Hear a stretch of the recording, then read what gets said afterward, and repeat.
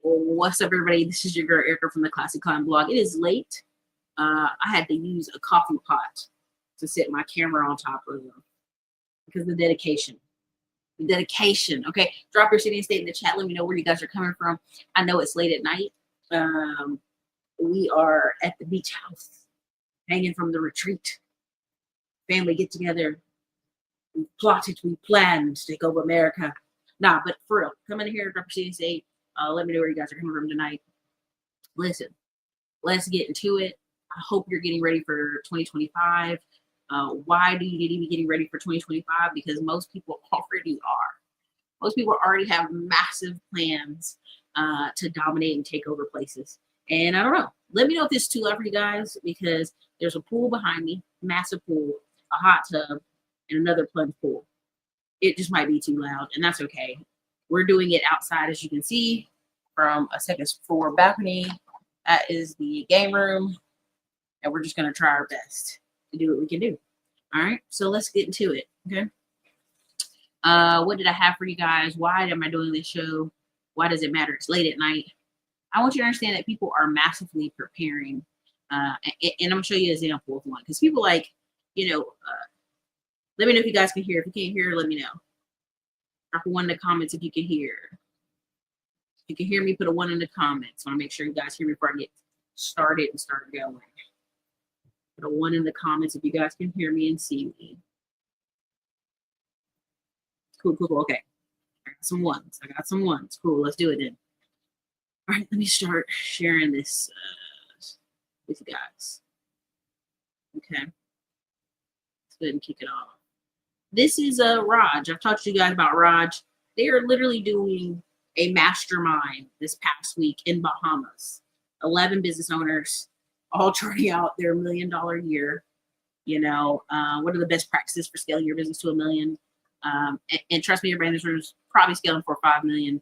But to get your attention, get you, to absorb it, they say $1 million. And why is that? Because I've seen this guy scale multiple people at this point to $5 to $10 million.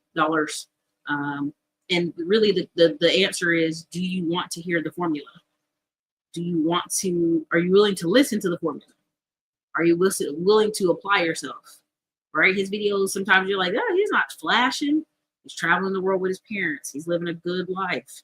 And it's simple techniques. And that's what loses people. Having simple, consistent techniques or systems in place that people can follow. People really don't like simplicity. I don't know why. They just don't. But again, out here, scaling female-owned businesses to $2 million. That's her vision. That's her plan, right? So what's going to happen? Most women are like, yeah, I want a $2 million business that doesn't run me ragged, right? I want to make big money. This is very good marketing here, you guys. Okay? It just is. I want you to understand. Hopefully you guys are seeing everything. Yeah, there you go. See it. And the reason I bring these up as examples is when we talk about having $1 million business, many people, Erica, it's just not possible. Erica, there's not enough time in the day. I can't hire enough people. I don't have enough credit cards. And the truth is, if you actually strategize, you actually follow a template formula, because most of the people are following template businesses, you could. And if you're in a Digital Liberty Warriors, I'm going to document and show you $1 million online brand as I build it, in the time frame of us building it. I've done a live training. We're probably going to get that. That should be up into the group. If it's not, I'll check with our new VA. We have 2. We had 4. Now we're down to 2. Had to do some shuffling, reshuffling the board. New people, new tasks. And the goal of it is to show you what's possible. Now you're going to say, well, Erica, you're starting from a different position. You already got motion. You can use your YouTube. No, I'm literally showing you how to do it with just a simple $1,000 in my pocket. Taking 1,000, adding a supplement line, and what do I do to add on each one, right? Even I'm showing you how to have a digital product that's just a white label.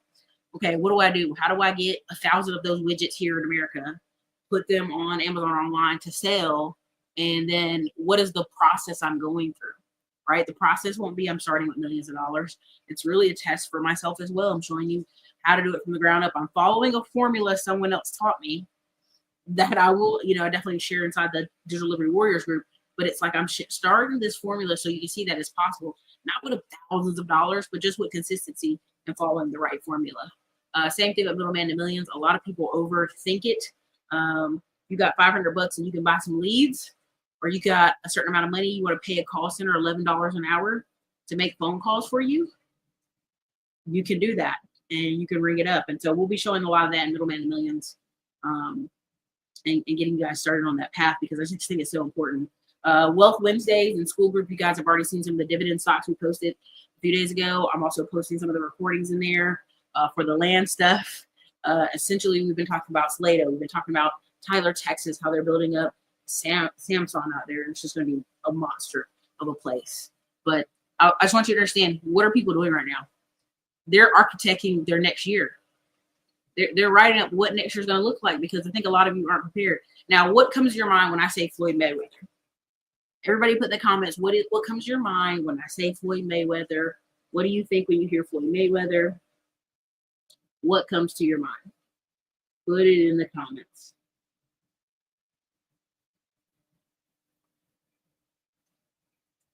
Put it in the comments when I put Floyd Mayweather.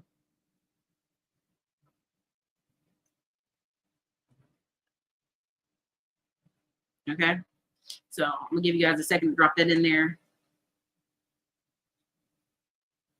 Go ahead and pull up.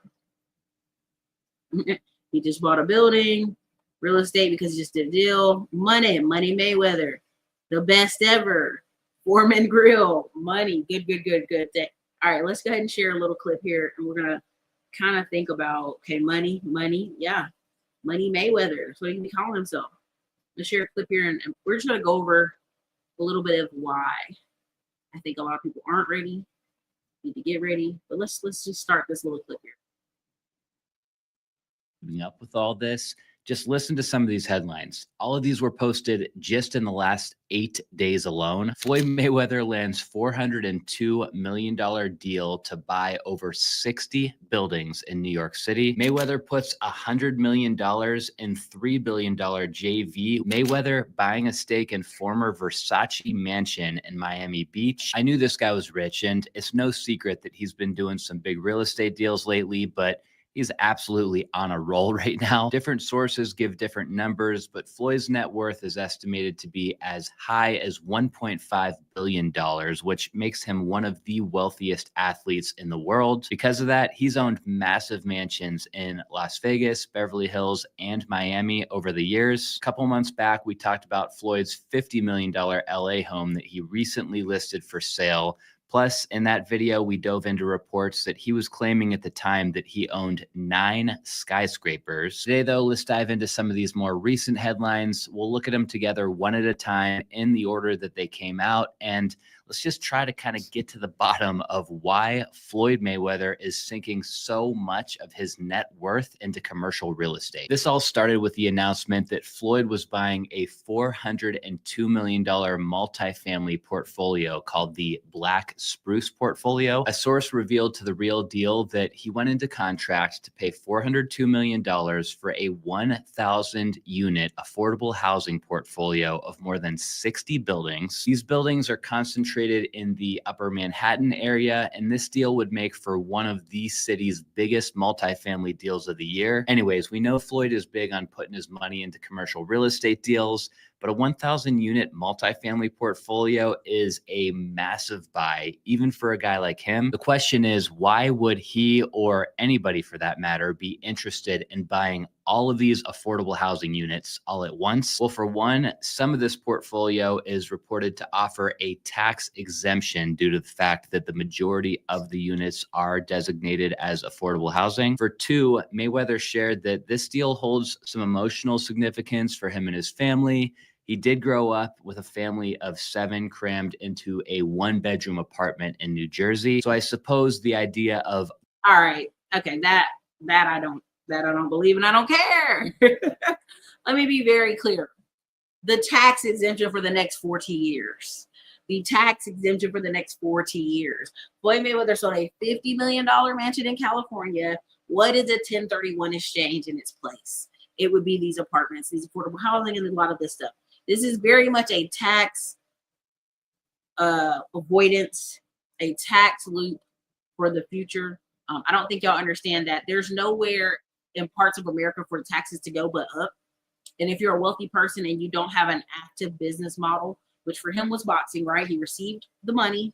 Now that money must go to work, whether it must be to reduce his taxes or to create income or just to have this constant motion.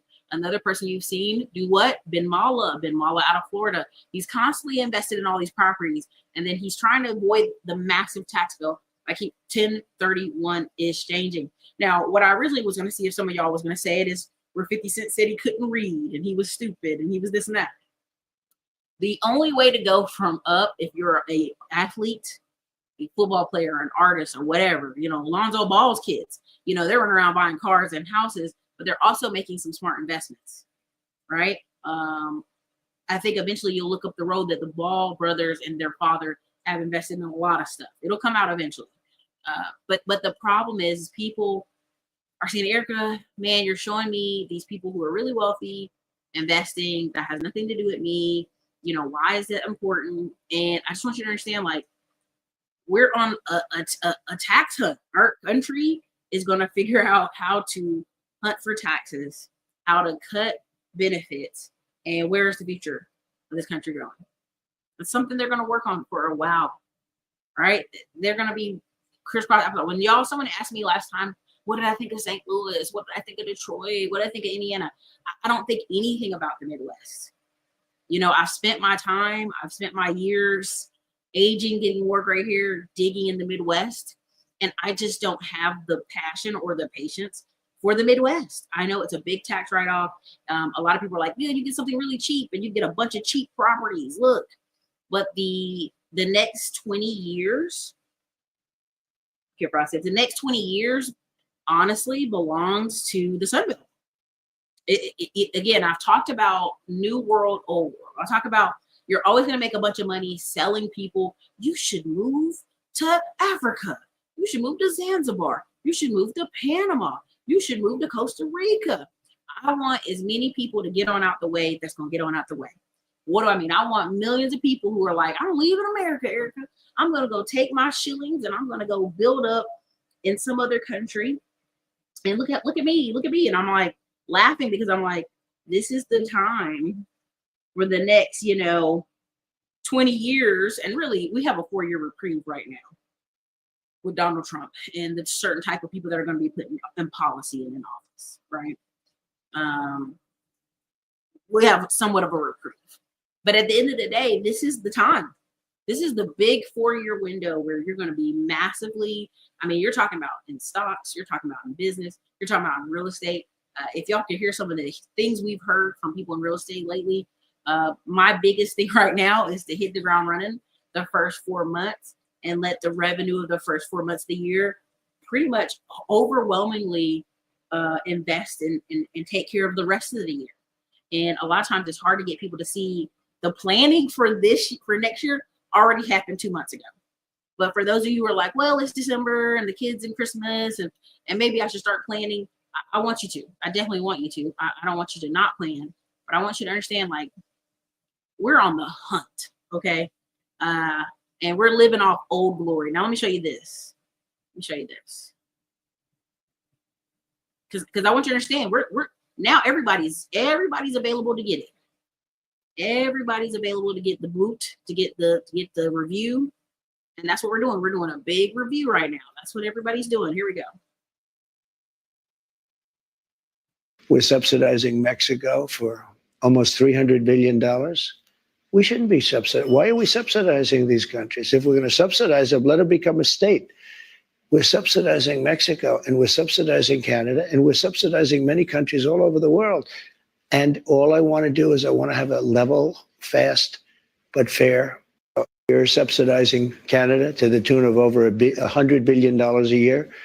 We're subsidizing Mexico for almost $300 billion. I want you to understand, the average comment is I'm confused and Mexico and we're deporting people and I'm tired and can't we get Canada's healthcare?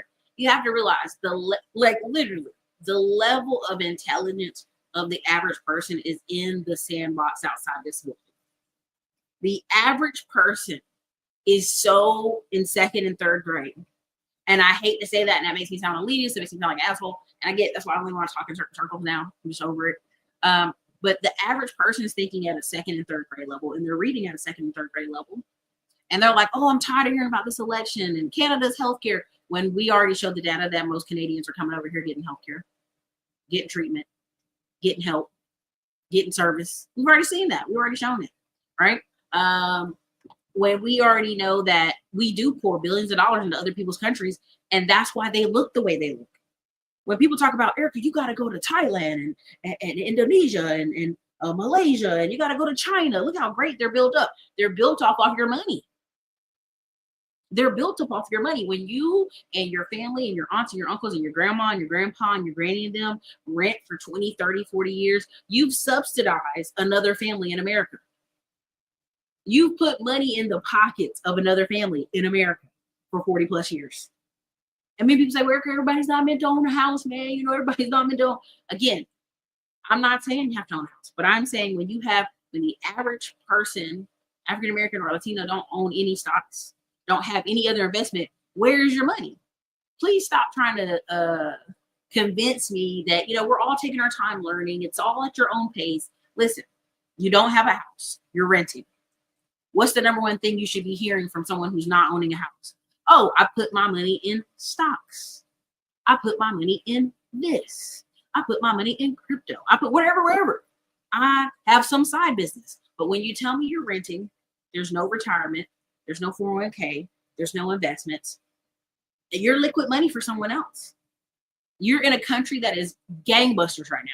And I saw a thing where somebody was talking about people always talking about 6-figure income and nobody has that and I'm like, literally the same amount of attention and time y'all go to figuring out these rich people's lives and people's, you know what I'm saying? Like we, you know, the time y'all spend knowing all this stuff about sports and y'all don't know about the economy, God, no.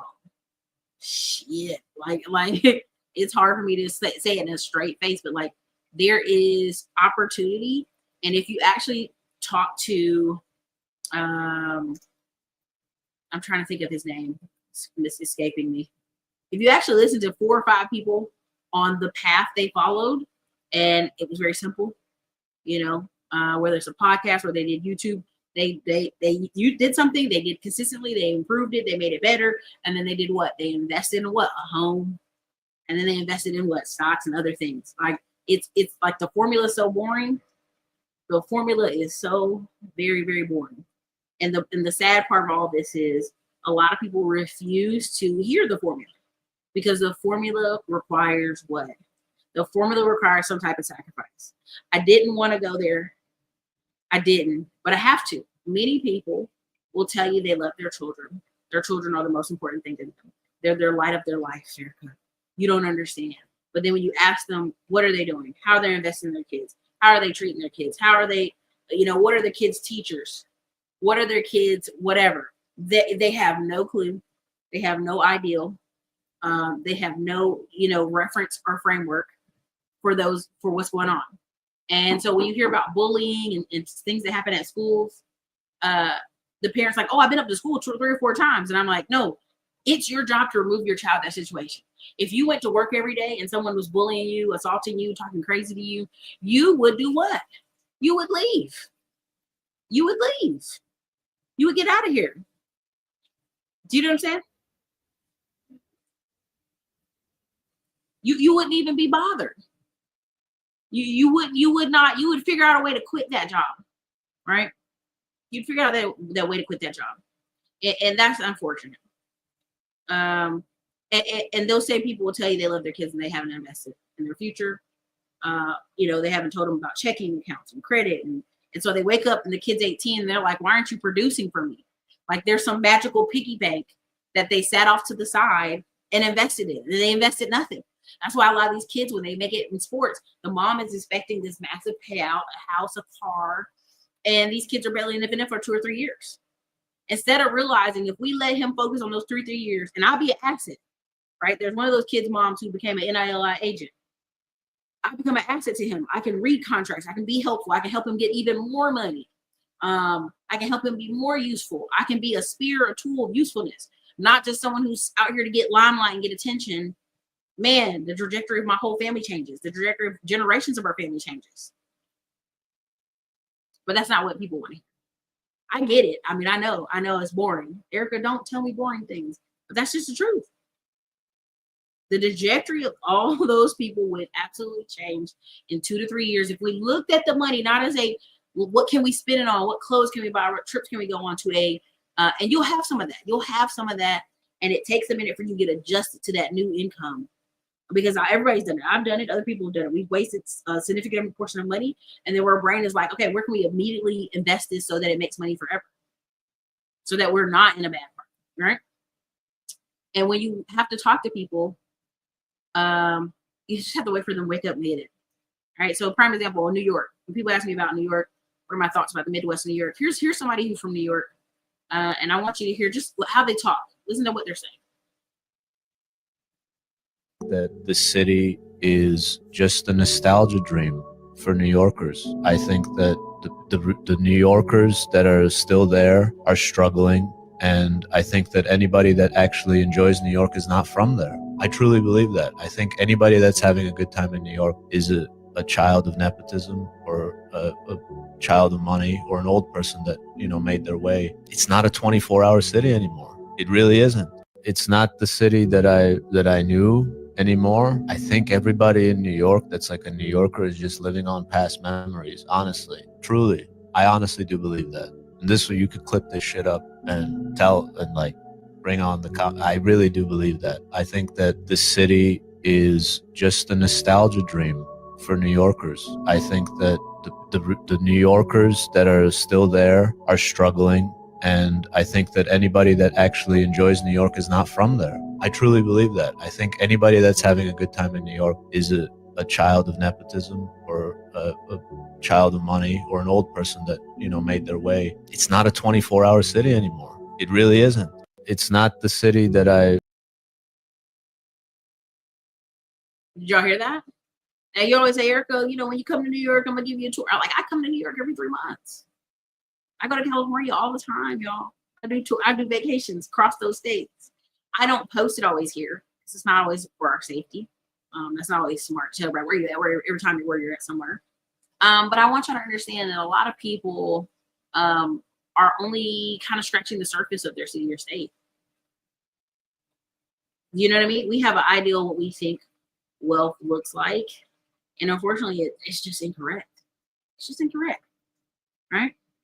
Most people that are in New York right now, and they're like loving it, enjoying it. It's the beautifulfulness of it. They have money. They live in a brownstone. They are second or third generation, or they live in Westchester, or they live on the edges, or they live somewhere adjacent to New York City. I think a lot of people aren't taking true assessment of, New York is the 90s. Just like California in the 90s, you could move to California and it was this great, amazing, beautiful place. Ask AM1 about, Oakland in the 90s, right? It's always been overpriced for this offering. Unless you came to New York, in my opinion, to work in the financial sector, what are you doing there? What are you doing there? You want to be just adjacent to money? Okay, that's one thing. You want to be in a hustle bustle city? That's one thing. Same thing in LA. When people say they came to LA, what did you come to LA to do? You came to LA to be adjacent to money, basically to be sniffing around people with money. Okay, good luck. Because you're going to be in a city and there's a creator, and I don't want to shit on him, but he was in New York, then he moved to LA. And he complained that everybody's just like, what do you do? How many followers do you have? It's very much an influencer city. It's hard to meet genuine people because it's very much a city of like, I got to get in, gotta fit in, I got to move up the ladder, without a very direct value add. Being in New York City and you work in a financial district is a very direct value add. It's very distinct. It's very like you're going to be in certain groups, certain cities, certain areas. This is why, and I'm going to go there for a second. That same creator I'm talking about, they're complaining they had a daughter and they moved out there to be closer to the mother of his child's family. Well, within a year, he realized, well, damn, it's no longer about me. Oh, it's not 24/7 about me, the creator. It's about this baby. Him and the girl break up. Now he's already dating a new girlfriend. And I've seen this play out in many people's lives, that what happens is and they're not just creators, but they never realize it's not all about them. Once little people got in the way, once those people are born, it stops being all about you 24/7, every single minute, every time of the day. And that's why you see so many people marriages fail. That's why you see people absent from their own children's lives and lacking investment, because they don't grow. They don't ever learn the lesson. The lesson is, okay, now what do we do? How do we incorporate under 3 years old an affordable babysitter for this child, an affordable situation for this child that don't tax me and tax her, right? They don't want to do that. That's not cool. That doesn't sound fun. But in turn, they don't learn the lesson. That's unfortunate. They don't learn the lesson in that particular way. Let me see if I pull it up. This was from Aristotle Investments today. And let me see if I pull it up. And part of what I want y'all to understand is, like, a lot of people are like, Erica, I need something right now. Like crackhead level. I need something right now, Erica. I need to make some money. I got to shake some bones right now. Okay. So again, he was talking about small account challenge. We don't buy options expiring that week.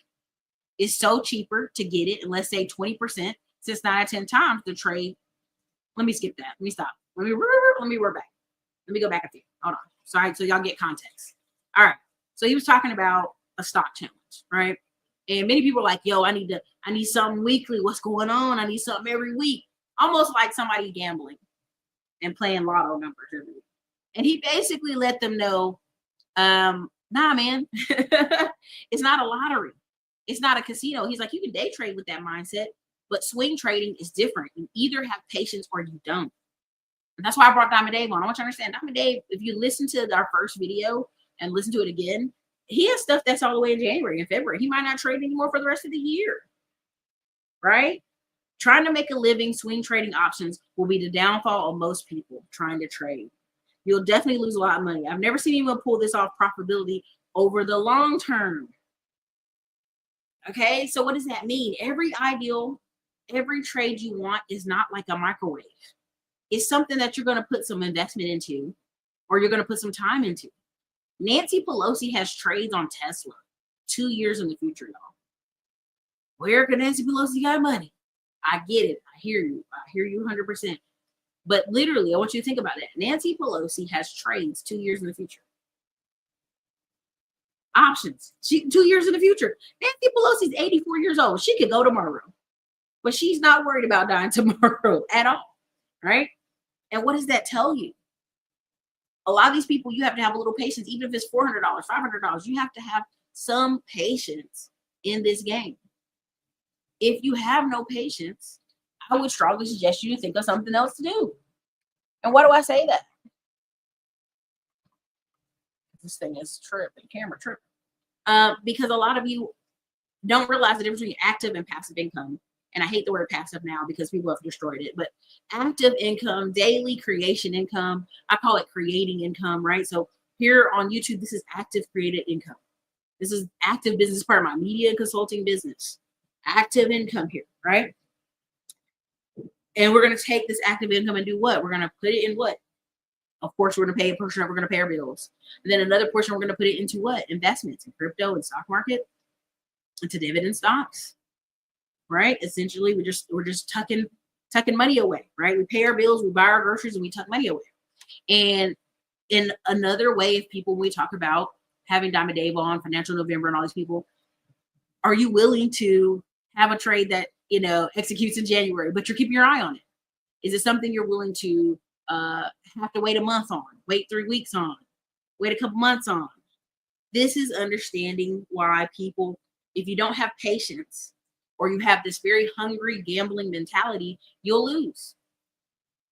This is why when you hear people talk about real estate, it's very funny. When they talk about buying rentals, oh, Erica, that's a slow way to get rich. You're buying a rental and there's only $200, $500, $600 of equity. These people are buying in bad markets. These people are buying places where there's not a lot of appreciation, right? When we start telling them, how about you build from the ground up? How about you buy some raw land? Oh, no, I need some right now money. Well, the bigger money, the long-term money is going to be where you invest it from the ground up. When you go out there and you get the $3,000, $5,000, $6,000, tax deed that's in the middle of nowhere, you're sitting on it. Not necessarily in the middle of nowhere, but adjacent to the city. And now in a year or two, you want to sell that land? Great. You want to sell that house? Great. But it has to be in a position of, how do you have active activity with that land? And a lot of people aren't really ready to think that way. They aren't. Trading is 95% psychological. I've made mistakes trading. The only times I've won is when I was patient and loyal to my strategy. Yeah. I've been putting money in my 401k with my hospital job. It'll be over 6 figures off that just by the middle of 25. There you go. Now, if you ever want to take a loan out against it, now you have choices to do so. See, the problem is many people are so busy. They're running around scrambling. They're scrambling. Oh, my God. Oh, Lord, Erica. And that's why we talk about budgets. That's why we talk about having a calendar where you're writing down your days of what your activity, what you're planning on doing. Because at the end of the day, you should have some general knowledge. If I ask you, what are you doing next June? You should have some general knowledge of what you're doing next June. If I ask you what you're doing next August 25th, for those of you with children under 18, what are you doing August 25th? Just a probability. Put it in the chat. What are you doing August 25th for those of you here who are watching who have kids? What's the probability of what you're doing? And if you don't have that clue, I'm terrified for you. You should be able to look in your phone, in your phone's calendar right now, and tell me without a doubt, Erica, the probability of what I'm doing August 25th is this. Next year. Why? You have kids. Let me say it again. If you have kids under 18, what is the probability of what they're doing August 25th? Throw it in the chat. You guys already know. I have a college age child. August 5th, 25th is moving. There you go. Very simple answers. Like you already know, according to the months of your life, what's happening next year. You already know. A lot of you are trying to hide yourself from it. You're hoping some surprise will happen. Some Prince Charming will fly into your life. Some beautiful woman will just accidentally bump into your life. And I get it. There's a level of fantasy to it. But if you really sit down with a calendar and just in your phone, just on a lunch break and say, what's happening, 6 months from now? What's happening 12 months from now? You should know. Because it's your life. You should have a general idea of what's happening around that time. That's right. August 25th is back to school time. Anybody with kids under 18, that's immediately what they're doing. That's immediately what's on their schedule. Just like next year in December, what are you going to be doing if you have children? Christmas. What are you doing in November? Thanksgiving. What are you doing in October? Halloween. Right? A lot of y'all already have an absolute clue of what you should be doing next year. I can literally tell you, I can look through my phone right now and the calendar book I have in my room. When the UT girls basketball plays, because I have season tickets. When the soccer team starts playing again, have season tickets. Right? What happens in February? Valentine's Day, playing with my hubby buddy. I've already got my conferences I'm signed to go to. I'm already going to a Republican conference. You know what I mean? What am I doing in March? I already know I'm going to be out the country. Okay, I already know that. It shouldn't be such a shock to you. Your money in your life shouldn't be so discombobulated that you're like, Erica, I don't even know what I'm doing Thursday. You already know what you're doing Thursday. If you got a job, you're getting up and you're going to work Thursday. You know that. So if you already know the basics, if you have a little air to breathe in your life, in your company, in your job right now, then you know this is where you can plan, right? If you have some kind of gift or something you want to talk to kids, or you have books you want to write, you have something you can educate young people on. Like if you went in the military, like Ty is in here, possibly. She may not be watching tonight. That's okay. If Ty is watching, Ty went in the military. She saw all the benefits of the military. She could write a book with 18 top questions for somebody joining the military. What should they be doing? What should they look out for? Period. AM1, if he's still in here, he might be on his way. That's okay. AM1 can sit here right now and tell you 18 ways to make money as a digital creator, as a cameraman, as an editor. This isn't even like rocket science. It's easy, strategic. Off the top of my head, I can just look at some of y'all names and know exactly what you do, what you're talking about, and tell you what you can get around. All right? See if there's any names that pop up that are familiar in my eyesight. I don't remember all of these people, but in general. I can usually name off things. If you guys have something in tech, what are 10 ways you can improve your life in tech and do A, B, and C? And have a book that you would promote all year. Slowly and surely. Or with it $5 ads a week and keep it moving.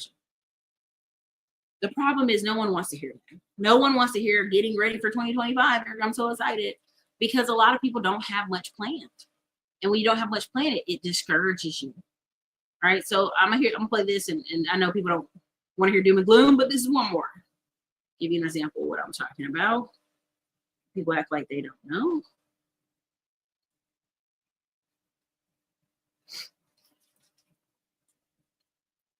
And this is Dr. Fraser, if you don't know him. Are not married. 29% will never get married. 63% of our brothers are not married.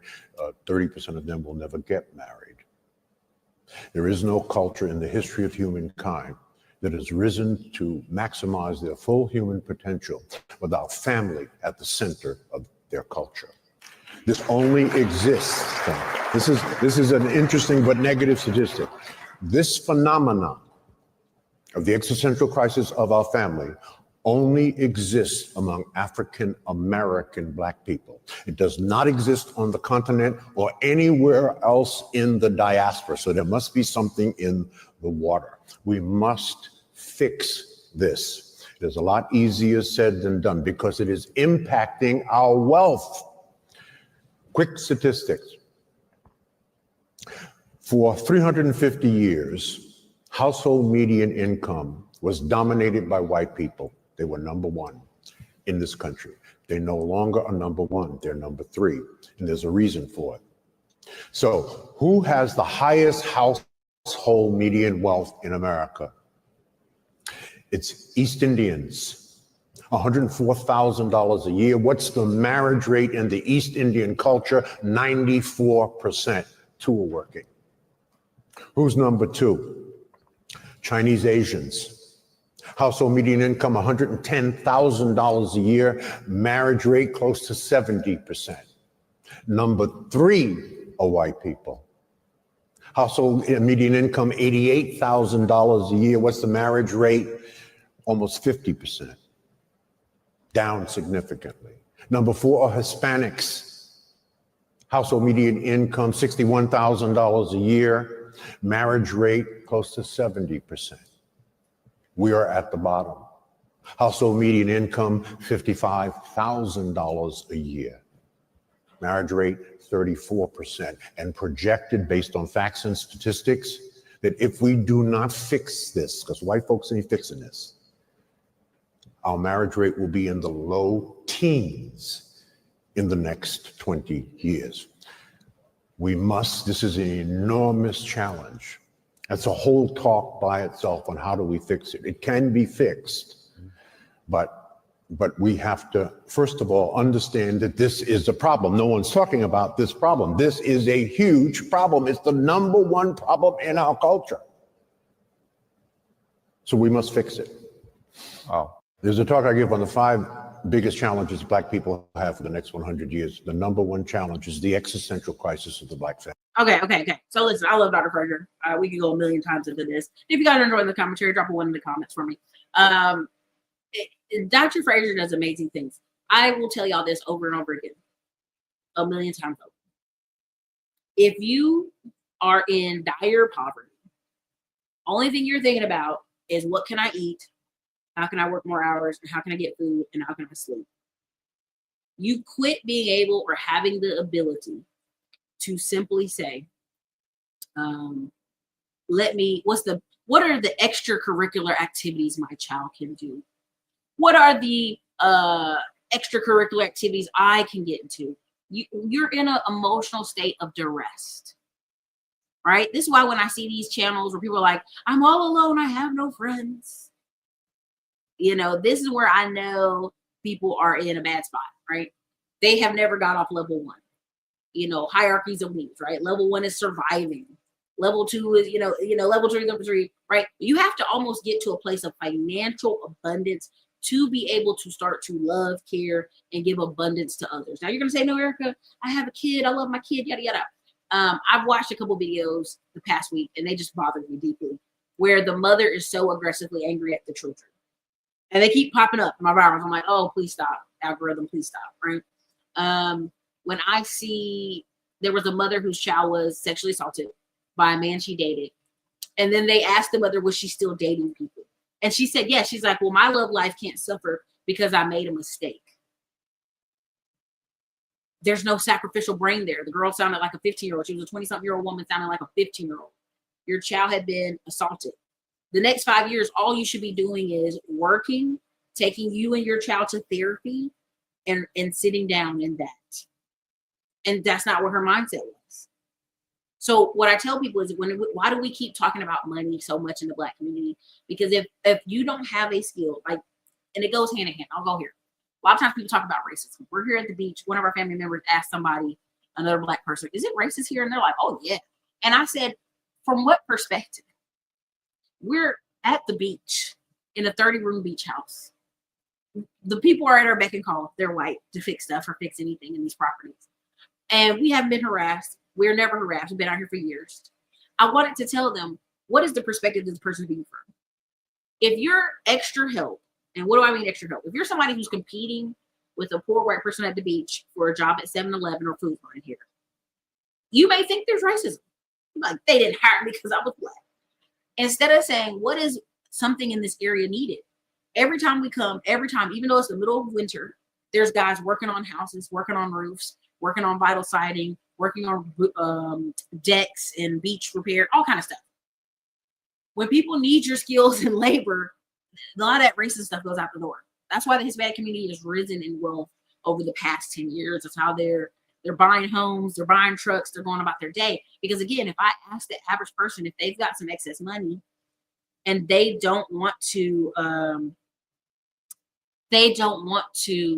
buy a home or invest, the only thing they're thinking about is buying cars, they're already in the downward spiral of many proportions. And the problem is there's nobody who wants to think any sacrifice, any long-term. A lot of people are in dire survival mode. You cannot have healthy families and healthy kids if everybody's in dire security mode. That's why, even though people make fun of the military, I'm like, most military families I meet, good to go. Kids' teeth are getting done. Their hair getting done. They have dentist appointments. They have doctor appointments. The basics. I meet Black people every day who said they never been to a dentist or a doctor till they were 18. And I'd be like, what? How are you functioning? What the hell are your parents doing? When I saw Glorilla say they had 8 kids and her parents had them in hotels and sleeping on the floor, she didn't get a real bed till she was 15 years old. And I remember mentioning that to several Black people, and they were like, oh, I know a couple of people like that. Oh, I know a couple people like that. Oh, I know people like that. That should not be normal. Your family shouldn't have 8, 6, 9, 7, 6, 8, 5 kids, and they're sleeping on the floor. There's no beds. There's no dental. There's no nothing. Because even with Medicaid, Medicare, you can send your kids to the dentist. You can send them to the doctor. You can get them flu shots if that's what you want to do. And so what I think is it's overlapping is and even though you're like everything can't be about money, people with money can be more generous. I'm telling you right now, there's a thing I'll show a video. It was a Black man whose daughter is kidnapped, essentially. He has money. He's in Houston. He's a business owner. He was with this woman. She's very attractive. It is what it is. You want something that looks good to you, okay? It may not always be good for you. So once the court gave him full custody, because that's what courts do. If you're a man with your own house and you're stable, only people complaining about custody is people who live with their mama, aren't stable, and don't have no money. So they gave him full custody of a 3-year-old little girl. And guess what the mama did? She took off and ran. Now they asked the man, did you want to press charges? Did you want her arrested? Oh, I don't want to get the girl arrested. And guess what she did? Took off all the way to LA. This happens more than you know. I know 3 men in general right now who are business owners who have full custody. The woman is took off with their daughters and they're begging the courts. And the court was like, well, when she broke custody, when she was supposed to drop them off, did you call the police? Did you get her arrested that day? And all 3 of the men said, no, I didn't want the mother arrested. Every single dude told the same story. I just didn't want the mother arrested. And you're like, then you are not even using the court system. If it was a grown Black man out here holding a child and the mother had full custody, they would make sure they found you and arrested you, right? So I just want to make it very clear. We're not using the system in the way we're supposed to. We're not making money inside of a system that's very easy to make money. The average person I hear is talking about work so stressful, I hate my job. You ask them, hey, here's the formula for better. Would you like to get a certificate at the community college? Would you like to go get a blue collar skill? Would you like to fix HVACs? Oh, I don't want to do that. That's too hard. I want to do this whole other thing I see over there, but no one in that space. And you're like, all right, well, if you go do this whole other thing over here, it's still going to take 2 years. You know, you want to be a master trader, you're still going to have to spend another year trading. It ain't going to happen in 60 days. No matter what path we put you guys on or the formula we hand you, you're going to have to commit to a year. That's why in Digital Liberty Warriors, I'm showing you me building this brand and how long it's taking for supplements to come in and get them shipped over to Amazon, what we're doing and how long it takes stuff to come over from China. How long did it take for it to ship over? Why is this important? Why am I doing this? Because you're taking your capital and making your capital 20x, 30x. I take $1,000, this $1,000 is going to turn into $30,000. How long does it take for it to do that? What are we taking to do that?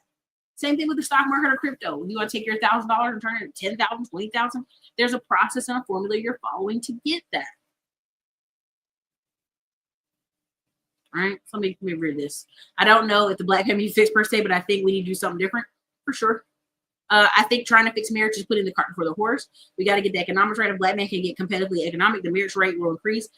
Sammy, I keep telling people that when you feel generous, all of a sudden things open up. All the people I know that jumped up and got married, they had just got a new job. I know 3 or 4 men that got married when I first moved to Austin to their girlfriends. They got a new job. They were doing the math. Hey, I got an apartment. I got a car. My car payments are low. I can take care of you. There's abundance here. When you don't have skills or skills are not your focus point, or you're trying to reach back and take care of your mama and them because your mama and them ain't got no husbands and they haven't made good financial decisions, you're already stretched thin. You don't see the point of a wife because you're already taking care of your mother like a wife. You're already taking care of some of your family members like a wife, right?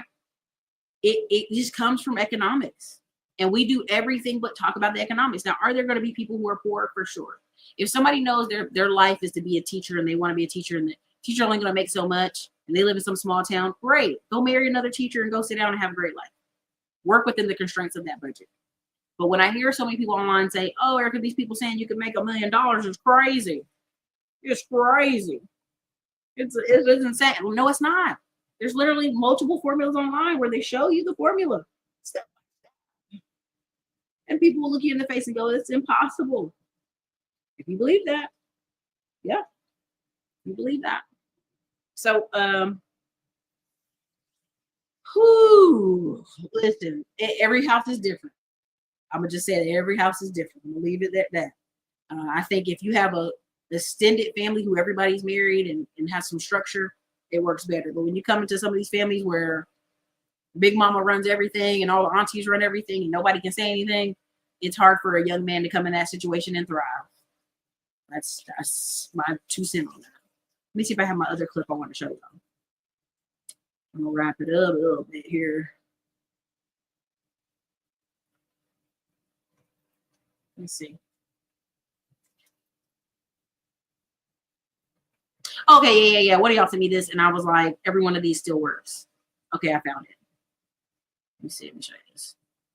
I forgot who sent me this, but I looked over it. Every single one of these still works for the sake of the argument. So let's see. Let me see if I can refresh it. Okay, here it is. 40 best online business ideas. Someone sent me this, and I said every single one of these still works. Why? If you work it. Every single one of these works if you work it. Let's go there. Number 1, online course creation, online survey business, email marketing, e-commerce store, graphic design services, drop shipping business, affiliate marketing, online tutoring, video production, social media management, print on demand, proofreading and editing, voiceover service. I know a girl right now, voiceovers for gigs in LA, virtual assistant, web development, blogging, just slow, digital marketing, SEO consultancy, all these still work. Online coaching, finance consulting is the big one. 21, online fashion store. There are a bunch of kids making really crazy moves with fashion stores and print on demand. Why? They're using Facebook ads. They're using TikTok ads. They're using Instagram ads. App development.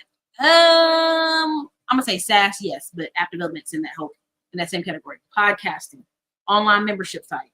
You can literally put school in an online membership site. Hey, I have this school. It's $2. Join it. 100 people join. Now you have this money, right? Right. I have this thing. It's $100 a month. 100 people join. Now you have a whole business in a box, right? Keep it simple.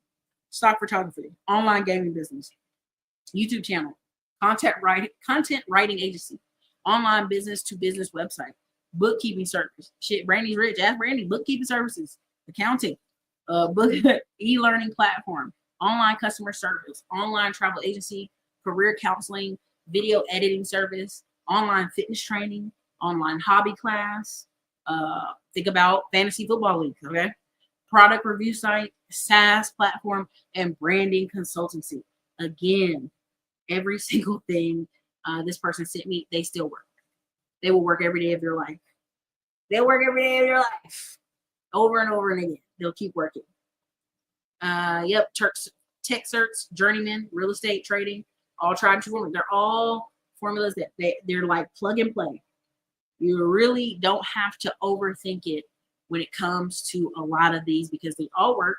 There's a formula for how they work. We'll go over a lot of these options inside the Digital Liberty Warriors because I'll just show you what happens. You know what I'm saying? I want you to understand like everything works if you work it.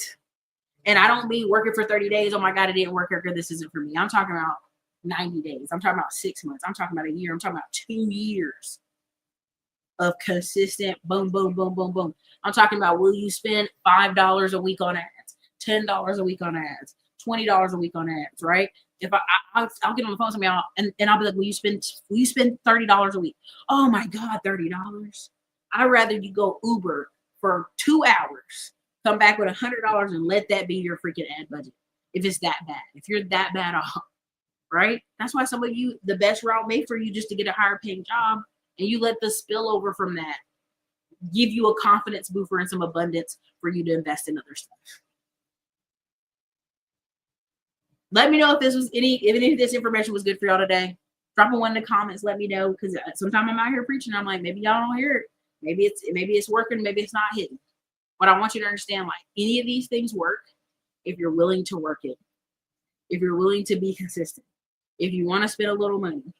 If you want to grow your service business, if you want to hire people to work with you, make phone calls, all this stuff works and it will continue to work.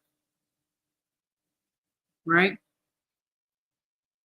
D Brown, I knew you was going to say that. I can't even mess with you today. I ain't even going to mess with you today on that. But that's the problem. You know, it's like we're so busy looking for looks that we will skip over goal to get something stupid.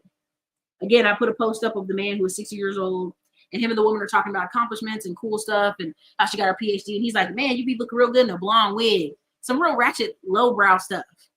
And the problem is most people, they're so busy on the lowbrow, low vibrational stuff, they'll miss out on a real quality life. The same person who wants some ratchet can't take ratchet on vacation, can't take ratchet to conferences, can't take ratchet to all these places. I was having a conversation with somebody and I was like, oh, you meet really quality people at these conferences. Oh, if I'm a man, I don't have to go to conferences. I just meet women in the streets. And that is why you have what you say. Literally, you're meeting women in trash locations. You're meeting people doing trash activities and then can't figure out why it's not going what you think it should be going. Why can't these women just follow my lead and do it? Why would they? You met them in the circumstances where they were at. It's real crazy. It's real crazy. Let me share this put up here. And we're wrapping up.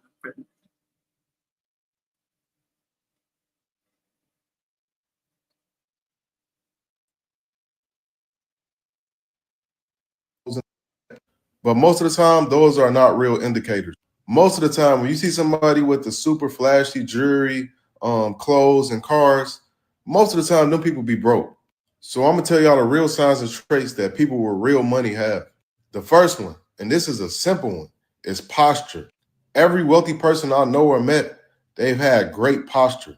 When you see them, they're not walking with their shoulders slouched.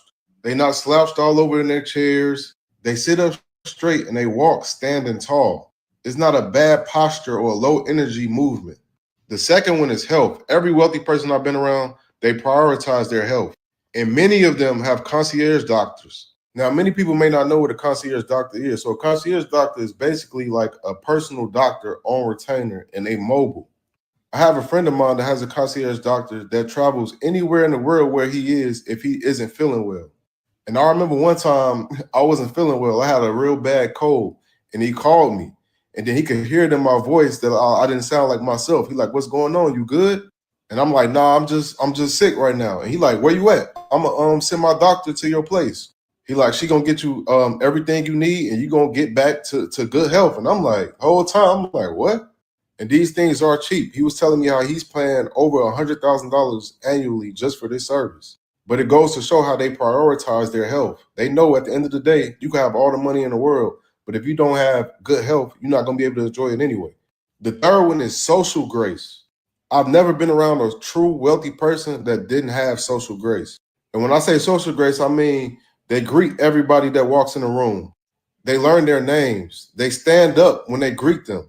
They give them a proper firm handshake. When they end a conversation or they have to interrupt a conversation, I should say, they're not just walking away from the conversation. They're going to say, "Excuse me, give me 1 second. I have to do something really quick." They're not rude, and they're very personable. They're going to make everybody feel welcome and valued when they're in the room. The fourth one is privacy. Wealthy people are very, very private. Until they consider you a friend or somebody that they consider trustworthy, you really won't know much about them when it comes to their personal lives. I can't tell y'all how many wealthy people I didn't know was married until I've known them for about 6 to 8 months. They're not mostly going to be posting their details regarding their personal relationship on social media. You're not going to see it unless they're public figures. And even then, you probably won't know. The people that's close to them, they gonna do whatever they can to protect them, whether that's their the person they're married to, their kids. They're gonna be very, very private about it. The fifth one is convenience.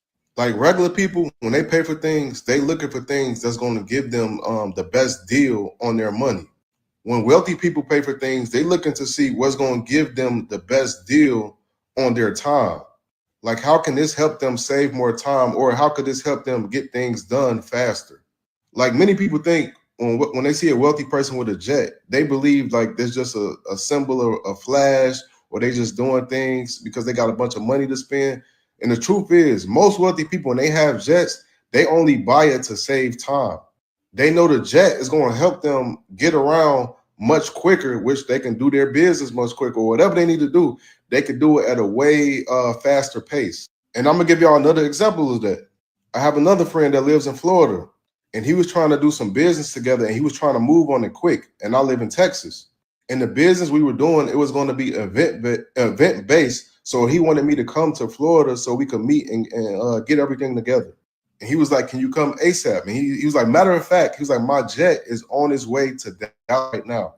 And he was like, "When the jet lands, whoever you want to bring, y'all get on the jet and y'all fly here to Florida so we could get this done as soon as possible." But the next day, I had a flight out to Cabo because I was going on vacation. So I was like, we're going to have to reschedule to another time because I can't do it right now. But that's an example of convenience. They're going to pay whatever to get things done as soon as possible.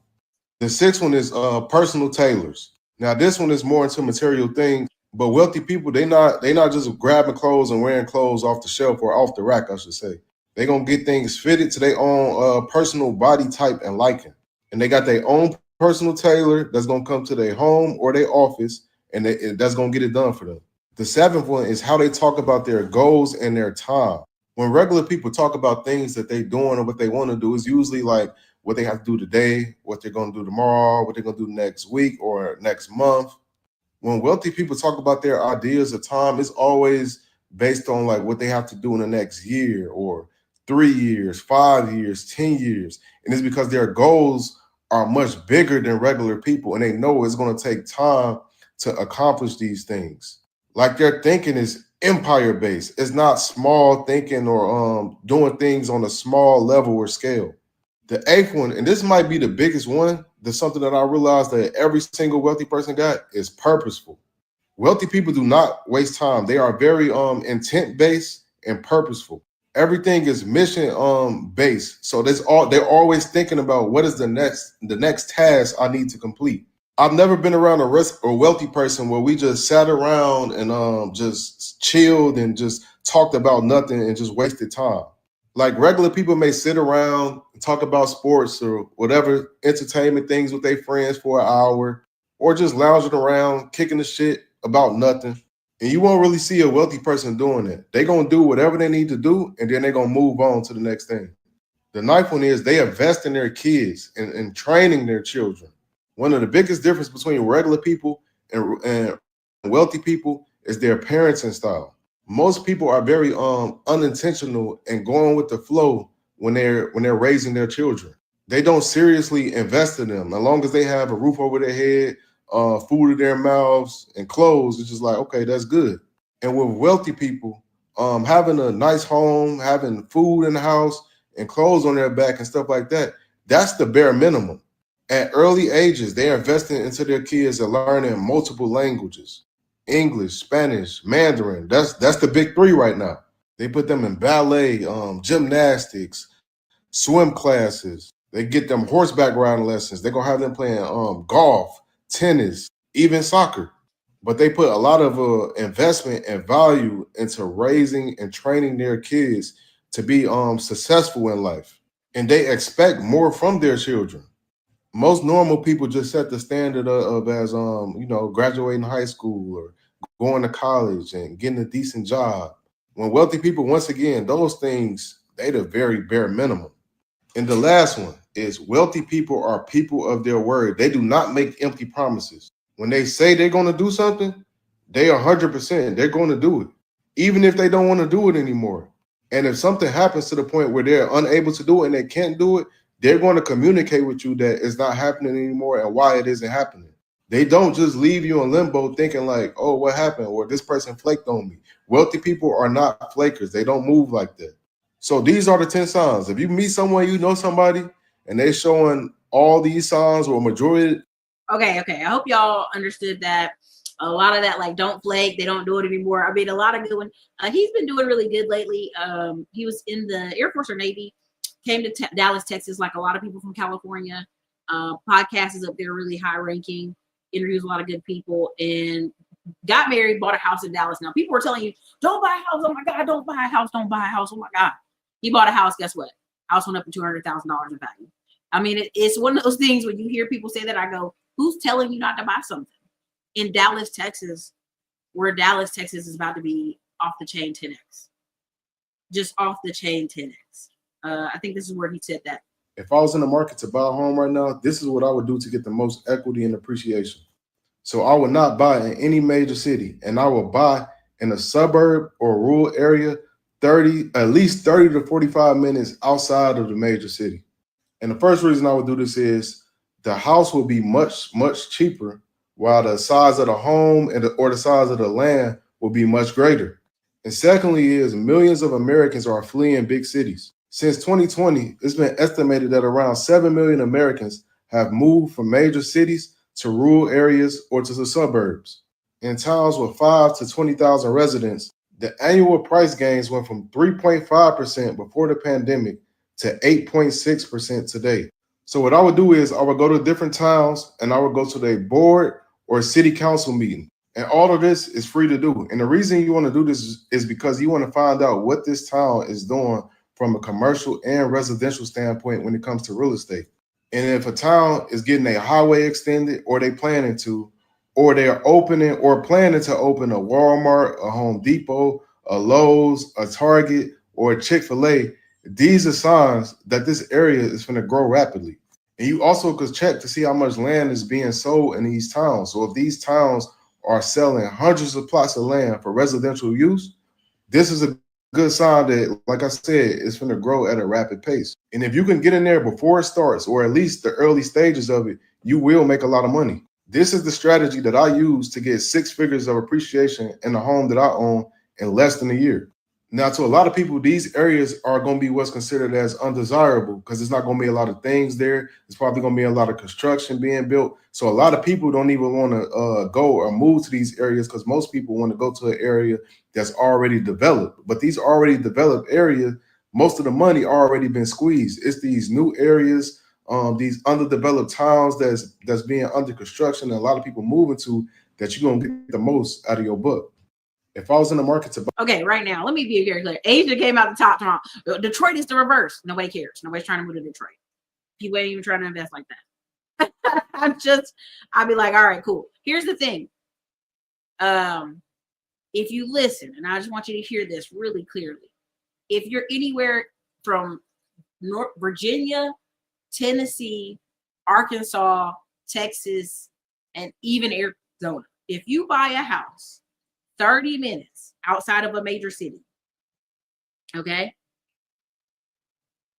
All right.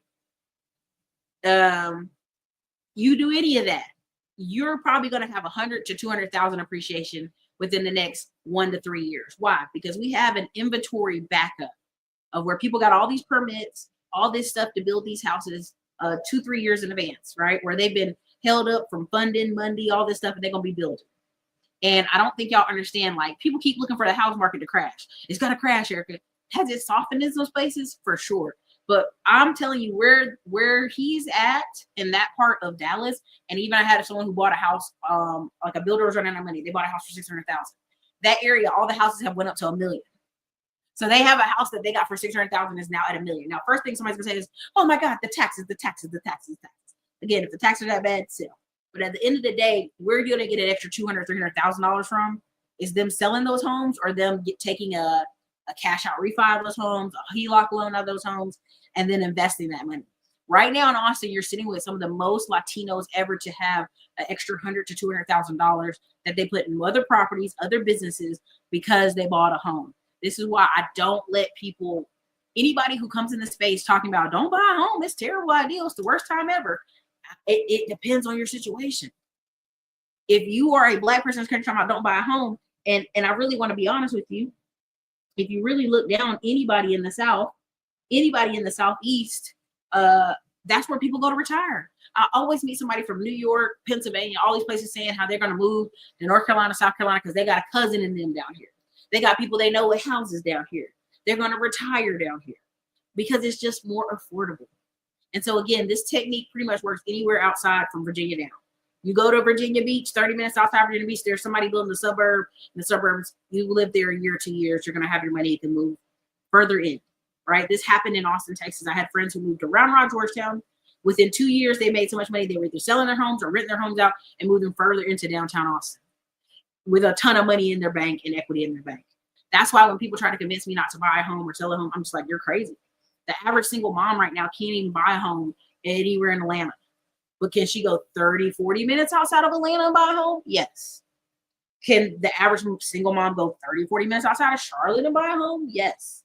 Can they go 30 minutes outside of Raleigh, 30 minutes outside of, should they be in Fayetteville buy a home? But a lot of these cities, if I name them all, they can do that. They go 30 minutes out in San Antonio, they can buy a home. Any of these places, they put $1,000, $2,000 down and buy a home. So when people sit here and try to convince you not to buy a home, these are the same people who are going to come online for the next 10 years crying about the rent's too high, they can't afford it, help me, right? They have no room to plan for their kids to play in tennis or piano in the afternoon because they don't have time to take them there because they're working what? They're working extra somewhere. They're working more hours. They can't, oh my God, my money. Oh, I don't have any money. So again, I like his lately. He's been doing a lot of good little shorts. I'll play this last one and I'll wrap it up. that said, if your parents made 50,000 in the year 2000, you would need to make 91,000 in 2024 to be able to afford the exact same lifestyle that your parents had. And that might have been the craziest thing that I read all year. You might be somebody that think 91,000, that's more than enough money. I know that's a dream for some people, but let me give you some more numbers. In the year 2000, the average home nationwide cost $119,000. A brand new vehicle had the average price of $21,000. The average rent price was $600. Today, the average home price in America is around $500,000. The cost of a new car costs $48,000 on average, and the average asking amount for rent nationwide is $1,900. So the cost of living has 3 to 4x in the last 24 years, while the average person's income hasn't even doubled. And the statistics show that over 50% of people that make six figures live check to check. So all of those who are thriving, striving, and dreaming of making 100,000 one day, you need to really update your goal list, because if 100,000 is that huge number for you, you still living in 19. So I just read a stat that said still living in 1994. That's what I like calling people 1994 folks, bumper car folks. But again, that's why I laugh. You know, there's no slowdown in sight, and you let these people convince you out your space, out your pocket. Good luck, because y'all gonna be looking up and be real upset. So again, what are some active income things? We showed it. I pointed that list out. Any of those things can be active income. Get your numbers up, and I'm telling y'all. There's so many stories I could tell y'all about stuff we've actually witnessed and saw happen. But again, make sure your taxes look good. Make sure you got your stuff documented so that you're prepared, because a lot of stuff over the next 2 to 5 years is going to be wide open. Stock market wide open, real estate wide open. You know, that you think, oh no, stock market people, you know, I know builders, they're sitting on houses. Baby, if you knew how the numbers, you can build a house for $139 and you're selling it for $340, you got a $200,000 window that you can keep marking that house down every couple of months, 10 grand. It won't matter. Yes, you'll have holding costs, but at the end of the day, you'll still walk away with 150,000, right? You plan to walk around with 200,000. Now you're gonna walk away with 150. Did that builder get hurt? No, they didn't. It's a whole nother conversation. But again, it's your girl Erica, Classic On Blog. It started getting a little cold out here at the beach. Thank you for your time. I had to test the camera gear to make sure it worked. So when I do my show with Dr. Dix on Tuesday, we know it works. Okay, so you guys, I'm gonna go rest up. You probably won't see many shows from me this week. I apologize. It is what it is. I'm on my vacation, but I want y'all to get into it. If you're in Digital Liberty Warriors, or if you're on Middleman to Millions, make sure you're introducing yourself to each other in the groups, how you can help each other. Make sure you put your affiliate up, put your Amazon links up. I'm putting my Amazon links up later this week for some of y'all. You can share the affiliate link. I'll show you how to do it with Amazon Associates at the top. Get productive, get moving. Santa Claus gonna make money. It's a Santa Claus rally right now in the stock market. Enjoy yourselves. You've probably been seeing these commercials for Middleman to Millions course. What is Middleman to Millions? We're teaching so many people how to have service businesses. The upcoming year, one of the fastest growing businesses you will see are service businesses and digital businesses. Why is that? Because so many things need repairs, need maintenance, and guess what? We have a shortage of men and also women who can do things. Listen, I'm not the best with a hammer, but I know I can gather a crew of people to get things done, and that's what I've done with 2 of my service businesses. And that's what I'll be teaching if you check us out in the Middleman to Millions course. And look forward to us on the road with Digital Liberty Tour 2024. It's Erica Williams.